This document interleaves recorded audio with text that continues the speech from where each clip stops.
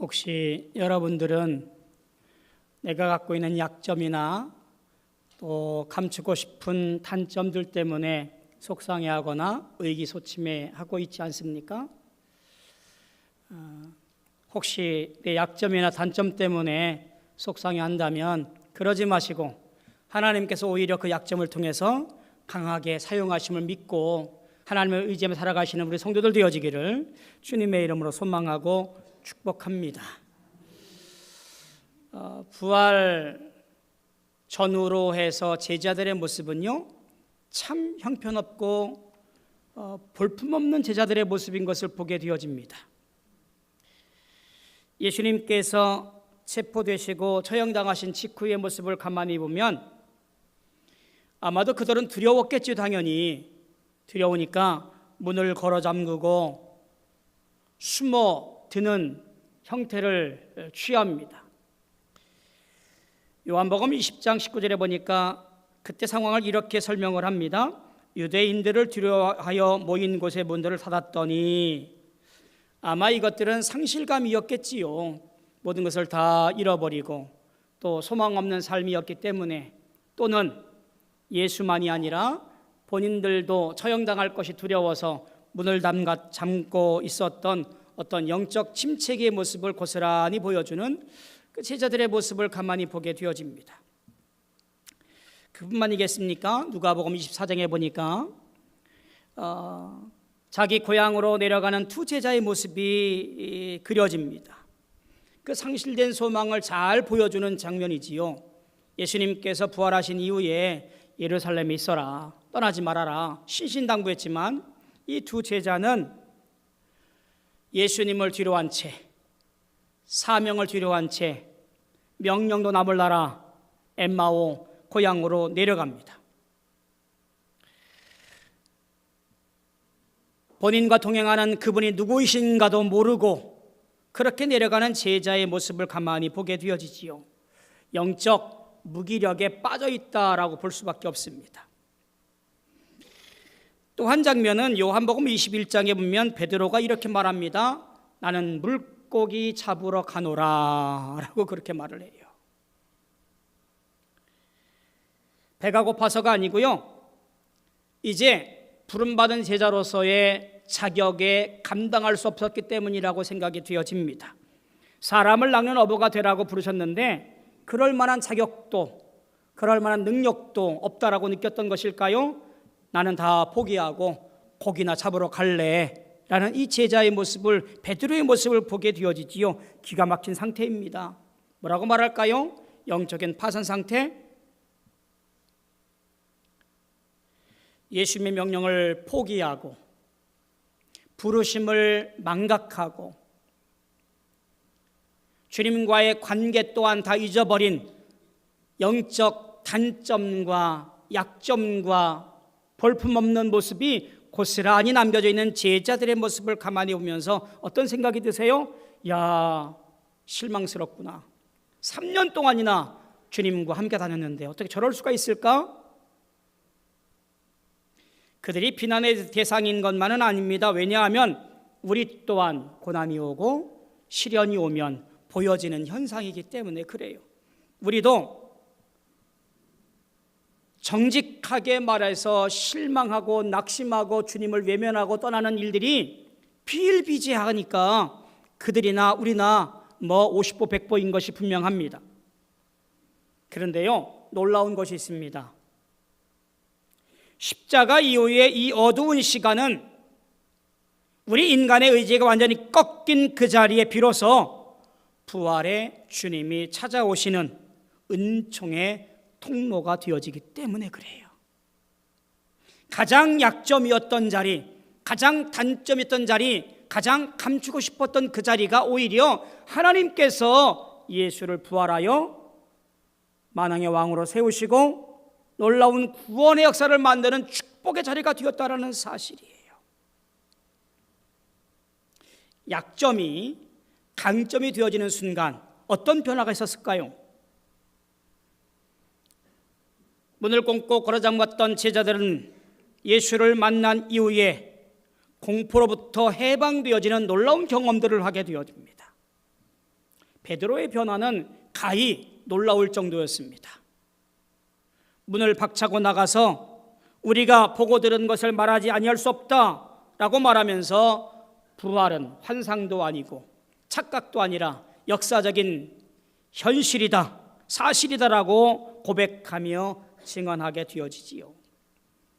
다른 제자들도 마찬가지입니다. 골방에 있지 아니하고 숨어 있지 아니하고 광장으로 나가서 예수의 부활을 증거하게 되어지는 것을 보게 되어집니다. 예수님의 승천 이후에 약속되어진 성령이 임하게 되어집니다. 이때부터 개인적인 차원이 아니라 이제는 공동체라고 하는 신앙 공동체를 형성하게 되어지면서 신앙의 교류가 있게 되어지지요. 내 재산을 다 내어놓아서 공유하며 필요한 자들과 나누고 성령의 인도함 따라 살아가게 되어집니다. 그뿐만인가요? 우리 유대 민족에게만 이라는 울타리 갇혔던 사람들이 이제 울타리를 벗어나서 이방인들에게도 시선을 돌리게 되어지지요. 부활의 소식을 전하는 놀라운 역사들을 보게 되어집니다. 부활 이후 그들의 약점이었던 것들이 변화되어서 강점이 된 이후의 삶에 놀라운 것은 다른 게 아니라 이런 겁니다. 그들이 꿈꿨던 어떤 높은 자리가 아니라 고난의 길, 순교의 길을 기꺼이 선택했다라는 이야기예요. 아시다시피 그들은 예수님과 있을 때에 누가 오른편, 누가 왼편에 앉을 것이냐 이것 가지고 다투었던 사람들이에요. 세상적인 안락, 편안함 이런 것들을 꿈꿨던 제자들이었지 않습니까?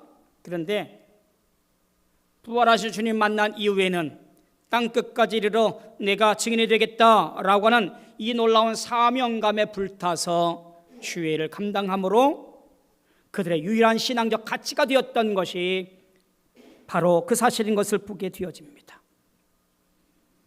고난 앞에서도 굴복하지 않았던 그들의 모습은 약점이었던, 단점이었던, 숨기고 싶었던 그 과거의 일들을 부활하신 주님 만남으로 말미암아 새 힘 얻어 장차 다가올 미래가 아니라 현실로 받아들이는 현재의 소망으로 나타내는 역사를 경험하고 실천하게 되었던 것을 보게 되어집니다.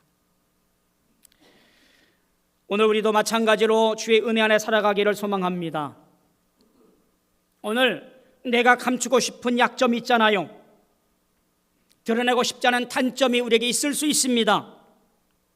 그런데 주님께서는 그 약한 것들을 불러서 사용하셔서 강한 것으로 이끄시는 분임을 기억하시기를 소망합니다. 바울 사도가 고린도후서에서 이렇게 고백을 합니다. 12장 9절에 보니까 나에게 이르시기를 내 은혜가 내게 족하도다. 이는 내 능력이 약한 데서 온전하여짐이라 하신지라. 그러므로 도리어 크게 기뻐함으로 나의 여러 약한 것들에 대하여 자랑하리니 이는 그리스도의 능력이 내게 머물게 하려 함이라. 바울 사도의 약점에 대해서 얘기하며 오히려 그 약점이 하나님의 능력이 내게 머물게 하는 강점이 되었다라는 고백을 우리는 다시 한번 바라보게 되어집니다. 우리는 이렇게 말합니다. 우리는 성령의 시대에 살고 있잖아요. 성령의 시대에 성령 충만함으로 살고 있잖아요 말합니다. 내 약점이 성령으로 말미암아 강점으로 변화되어 쓰임받고 역사를 만들어가는 도구가 되어지는데 우리는 그것을 그저 내 약점, 내 단점, 꽁꽁 숨겨야지 창피한 일 이러면서 전전긍긍하게 되어집니다. 사랑하는 성도 여러분, 오히려 내 약함을 숨기는 것이 아니라 주님 앞에 내어놓아 약점을 사용하여 주님의 놀라운 일들을 만들어가는 도구로 삼으시기를 주님의 이름으로 소망하고 축복합니다. 성령이 내게 임하여 있으니 이제 내 삶에서 절망의 문을 박차고 나아가 용기 내어 주님의 뜻 가운데 거하기를 소망하며 쓰임받기를 원하는 일꾼들 되어지기를 주님의 이름으로 소망하고 축복합니다. 오늘 우리 본문은 그 약점을 강점으로 사용하는 하나의 이야기를 우리에게 전달해주고 있습니다. 오늘 이 이야기를 보면서 약점이 이렇게 쓰이는구나 라고 하는 것을 잘 살펴보고 우리 약점도 하나님의 도구로 내어놓기를 원합니다. 오늘 말씀은요, 에훗의 이야기예요. 이스라엘 백성들이 죄를 지어서 악을 행해서 하나님께서 저 모압을 강성하게 하였고 모압 왕 에글론이 이스라엘을 점령하여 아마도 공물을 바쳤던 것 같습니다. 몇 해 동안이요? 18해 동안이나 이스라엘이 모압 왕 에글론을 섬기고 있었다라고 말해요. 오늘 본문은 이렇게 시작합니다. 그것이 얼마나 심했는지 다시 이들이 여호와께 부르짖습니다. 우리를 불쌍히 여겨주소서. 우리가 이렇게 힘듭니다. 하나님은 그들의 기도를 들으시고 부르짖음을 들으시고 한 구원자를 세우셨는데 이렇게 소개합니다. 곧 베냐민 사람 게라의 아들 왼손잡이 에훗이라. 조금 특이하잖아요. 네, 가문을 말하는 거 괜찮아요. 보통 그렇게 했으니까요. 베냐민 사람 게라의 후손 에훗 이러면 될 텐데 그의 신체적인 특징 왼손잡이 에훗이라고 분명히 기록을 합니다. 어디에도 왼손잡이 아무개라고 소개했던 적이 단 한 번도 없어요. 근데 굳이 그의 신체적 특징 왼손잡이 에훗이라고 했을까라는 질문을 던질 수밖에 없잖아요. 성경에 쓰여졌던 고대 사회나 혹은 지금도 그럴 수 있습니다. 오른손이라고 하는 것은 바른 손이라고 말하잖아요. 혹은 정직, 능력, 어떤 주류 이런 것들이 쓰여지는 것이 항상 오른손입니다. 정통성 이런 것들이잖아요. 그러면 성경에 당시나 지금이나 왼손이라는 것은 어떤 거예요? 왼손이라고 하는 것은요, 불결, 부정, 비주류 이런 것들을 말하고 있는 겁니다. 근데 성경의 이 얘기를 가만히 보니까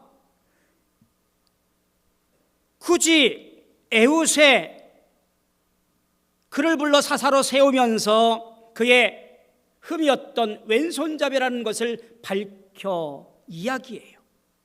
즉 이 말은 하나님께서 그 왼손을 사용하신다라고 하는 이야기잖아요. 근데 지금 아이러니합니다. 베냐민 사람이라고 그래요. 이스라엘 민족 지파 중에 용맹한 자들을 많이 배출한 지파들을 꼽으라면 이 베냐민 지파를 꼽습니다. 베냐민이라는 말이요, 참 희한하게도요, 벤 누구누구의 아들이란 뜻이고요, 야민이라는 것은요 오른손 혹은 오른편이에요. 그러니까 베냐민이라는 말 지파 이름에는 오른손의 아들이라는 뜻이 담겨져 있는 지파의 왼손잡이 에훗. 어떤 생각이 드세요? 그는 이미 베냐민 지파에서도 약점, 단점이 있어서 비주류에 속하는 사람이라고 생각할 수 있지요. 당시에 왼손잡이 이 신체적 특징은 그의 정상적이지 못한 별 볼 일 없는 비주류에 속한 사람, 이것이 에훗을 나타내 상징하는 왼손잡이 에훗이라는 이야기입니다. 단순히 방향성을 말하는 것이 아닙니다. 그는 주류에 속하지 못하고 강한 자로 보여지지 아니하고 여전히 한쪽에 치여 사는 사람, 왼쪽 쉐몰이라고 하는 히브리어 또한 마찬가지입니다. 어둠, 북쪽, 방향을 잃은 사람, 이런 것들이 왼손에 속한 사람이에요. 성경에 여러 곳에서 오른쪽과 왼쪽, 오른편과 왼편에 대한 이야기를 갈라서 얘기를 합니다. 전도서 10장 2절에 보니까 지혜자의 마음은 오른쪽으로 향하고 우매자의 마음은 왼쪽으로 향하느니라. 이사야 41장 13절에도 하나님께서 보호하고 양자로 삼으신 자의 오른손을 붙잡아 주신다. 레위기에 나오는 제사의식은 더 기가 막힙니다. 아론이 아들들 제사장으로 임명할 때 피를 발라서 오른쪽 귓볼, 오른손 엄지손가락, 오른쪽 발 엄지발가락, 여기에 피를 발라요. 나병 환자를 정결케 하는 예식에도 보면 오른쪽에 기름을 바르도록 해요. 화목제에서 제사장들이 취하는 고기 덩어리가 어디냐면 오른쪽 넓적다리예요. 왼편은 철저하게 배제된 고대 성경적 사고, 히브리적 사고를 갖고 있어요. 비주류, 쓸모없는 것, 부정한 것, 불결한 것, 뭐 이런 것들이 바로 왼편, 왼쪽의 이야기예요. 좀 더 나아가면 이런 왼편에 주로 사용하는 신체적 특징이 있는 사람은 일종의 신체적 장애 혹은 결함, 죄성까지도 이야기를 합니다. 정신적인 문제가 있는 거 아니야? 우울증 있는 거 아니야? 혹은 알코올 중독자가 아닌가? 질병 있는 거 아니야?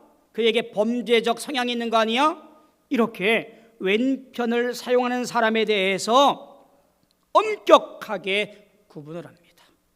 자, 이런 것들이 종교에 영향을 안 미쳤을까요? 종교에도 영향을 미칩니다. 왼편은 주로 사탄, 악마, 귀신을 추출하는 흑미사라고 하나요? 이런 것까지도 다 왼편의 이야기로 하게 되어집니다. 가톨릭에서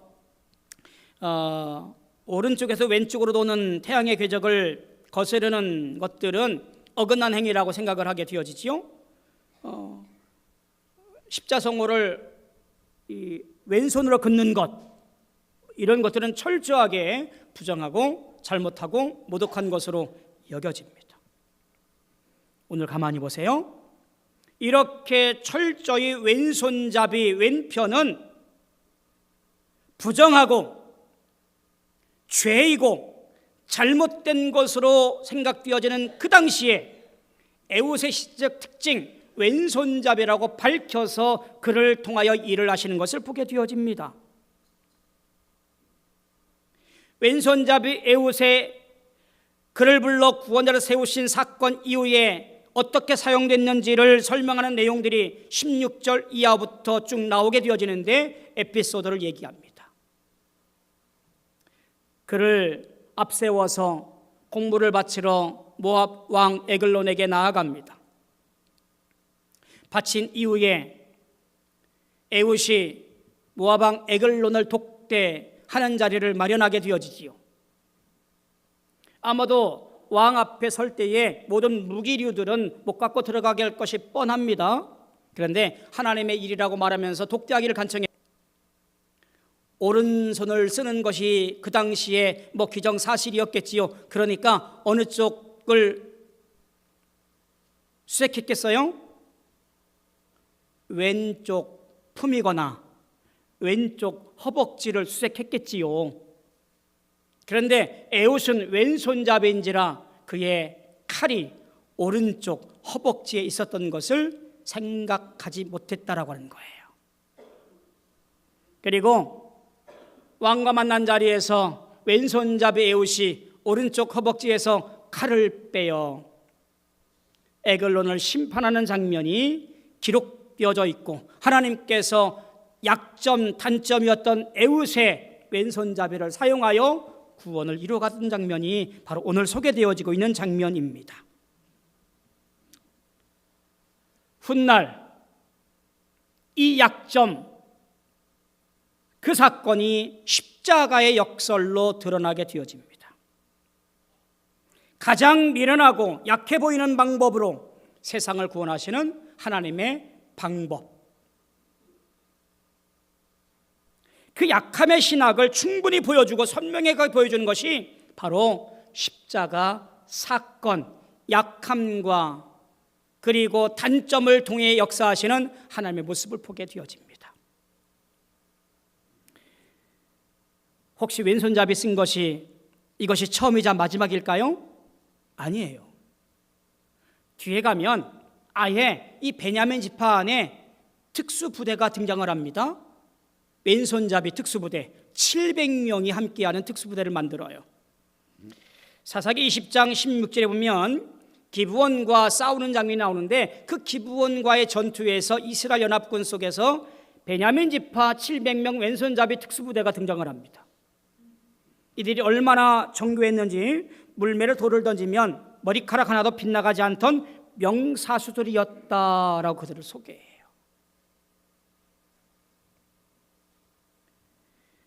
어떤 기준과 어떤 규칙에 얽매이지 아니하고 하나님은 약점이 아니라 그것을 강점으로 사용하여 하나님의 일을 만들어 가시는 놀라운 모습을 보게 되어집니다. 사랑하는 성도 여러분, 나는 이것을 참 못하는데, 나는 이것을 숨기고 싶은데, 아이고 내 같은 것이 무슨 일을 할 수 있어? 말주변도 없고 배운 것도 적고 할 수 있는 게 없는데 나 같은 게 뭘 해? 혹시 이런 생각이나 그런 모습으로 주 앞에 나오고 계시 분은 없습니까? 오히려 그 약함을 강하게 하시는 주님의 은혜를 기억하시는 성도가 되어지기를 소망합니다. 바울이 고백했던 것이 무엇이었습니까? 내 능력이 약한 데서 온전하여짐이라 라고 했던 이 바울의 고백을 기억하셔야 됩니다. 온전하다라는 이 말은 여러 뜻으로 해석할 수 있지만 이렇게도 해석할 수가 있습니다. 우리의 능력이 다하여 철저히 약해진 그 끝지점, 약점이라고 숨겼던 그 끝자락에서 비로소 하나님의 그 능력이 그 목적을 완성한다라는 것으로 해석될 수 있어요.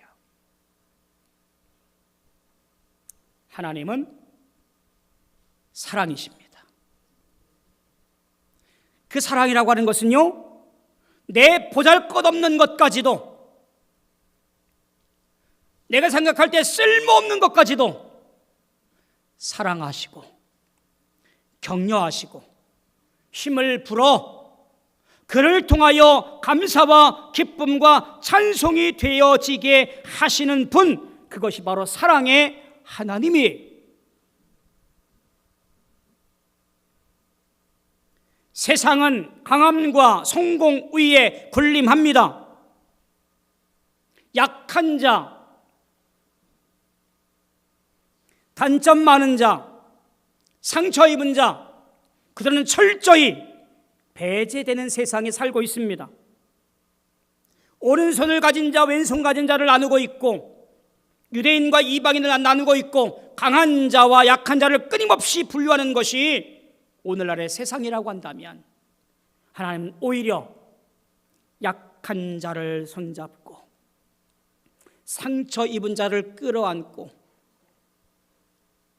단점 많은 자를 끌어내어서 오히려 하나님 나라를 만들어가고 있는 사실을 기억해야 됩니다. 하나님이 꿈꾸는 사회는 오른손잡이들, 강자들, 장점만 있는 사람들, 그들을 위한 나라가 아니라, 그런 사회가 아니라 오히려 왼손의 약함을 알고 서로 부둥켜 안으며 서로 사랑하며 격려하는 사회를 만들고 계시기를 원하신다는 사실을 기억하셔야 됩니다. 그런 일에 쓰임받는 우리 성도 되어지기를 소망합니다. 왜냐하면 십자가 사건이 그런 사건이기 때문에 그래요. 십자가 사건이 바로 그 절정이기 때문에 그렇습니다.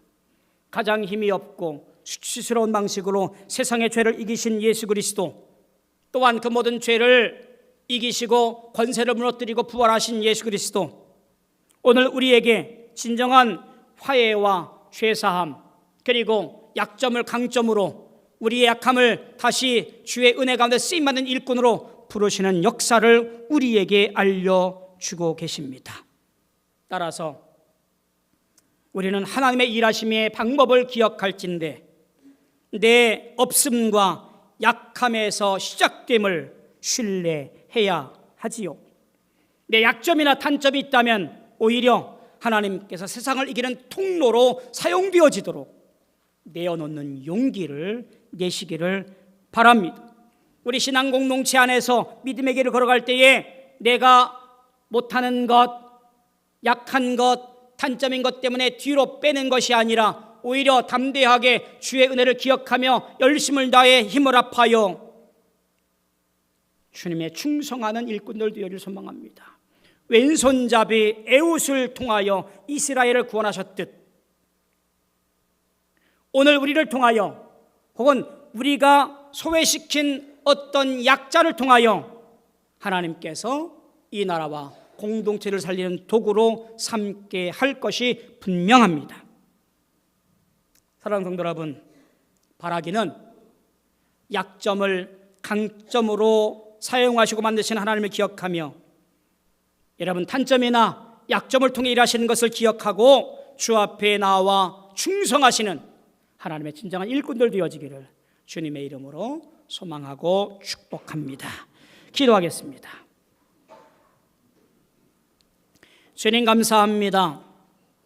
하나님의 은혜 가운데 믿음의 길을 걸어가기를 원하올진데 내 약함과 내 단점을 숨기고 빼는 것이 아니라 오히려 하나님 내 약함 중에 임하여 주셔서 온전케 하여 주옵소서.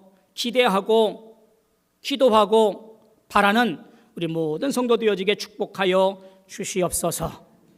에훗을 사용하였듯이 우리 모든 성도를 사용하여 주님의 놀라운 나라 주의 뜻을 이루어가 주시옵소서. 예수님의 이름으로 감사하고 기도하옵나이다. 아멘.